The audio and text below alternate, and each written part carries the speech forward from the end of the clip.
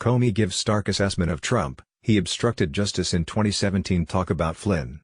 Former FBI Director James Comey offered a stark assessment of President Donald Trump's potential legal jeopardy Sunday, saying new filings from federal prosecutors point to heightened scrutiny of the president's own conduct.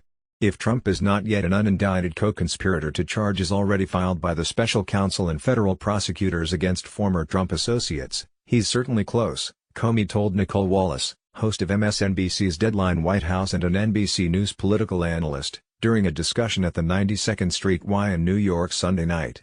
It was Comey's first public appearance since prosecutors in New York and on into the extent of their respective probes via new sentencing memoranda for former Trump personal attorney Michael Cohen and former campaign chairman Paul Manafort. The government for the first time Friday sponsored the account that Trump directed Cohen to commit a crime in making payments to women accusing him of affairs, Comey said. Asked what would happen typically to someone identified in such a way, Comey said, that person would be in serious jeopardy of being charged. The government wouldn't make that sponsoring allegation if they weren't seriously contemplating going forward with criminal charges. Now where it stands now, I can't say, he said. Comey at times simply offered analysis based on his experience as a former federal prosecutor, but more significantly at others drew on his first-hand knowledge of Trump's conduct both as the former principal investigator in the Justice Department's Russia probe and then as a witness. The president's harsh attacks on Comey, he made a new one just this weekend, could be seen by a prosecutor as attempts to tamper with witnesses in an ongoing criminal matter, he said.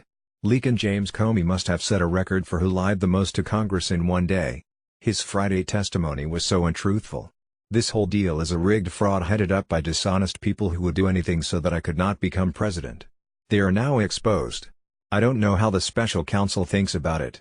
But if I were a prosecutor, and a public figure started attacking the credibility of one of my witnesses in a pending investigation, that's something that I would look at very closely, he said. Comey offered new insight into the circumstances that ultimately led Trump National Security Advisor Michael Flynn to plead guilty to lying to federal investigators, and to Trump's state of mind as he was briefed about Russian meddling into the election. He expressed his disbelief at how Trump and his transition team reacted to a briefing about Russia's interference in the 2016 election. And Comey said bluntly that he took a chance early in the new administration by sending agents to interview Flynn without first negotiating with the White House counsel. In those interviews, Flynn lied about his interactions with then Russian ambassador Sergei Kislyak. Days later, Trump seemed distracted by the revelation that Flynn had misled Vice President Mike Pence about those contacts. Comey said he took it as a personal direction during a private conversation with the president for Comey to show leniency toward Flynn, which he soon documented in a memorandum to his closest aides. Obviously it's evidence of obstruction of justice that needed to be investigated further, Comey said. How to handle that was something we struggled with. Ultimately they waited for Rod Rosenstein to be confirmed as Deputy Attorney General to brief the senior Justice Department leadership. Rosenstein appointed Mueller once Comey was fired that May. Comey was careful in addressing the potential that Russia's government continues to hold leverage over Trump. If there is significant information that would expose a lie by a major American public figure that the adversary nation knows, of course it's a real concern, he said. Sunday also marked Comey's first public comments since he testified Friday for more than 6 hours before two House committees on both the Clinton email investigation and the Russia probe.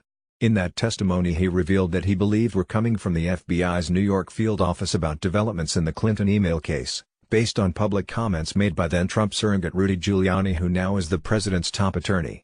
That probe could still be underway, Comey said. Knowing the Bureau, I'm highly confident that it's either ongoing or it reached conclusion. Because that's not something our internal affairs people let go of, he said. Mike Memoli is a political reporter for NBC News based in Washington, D.C.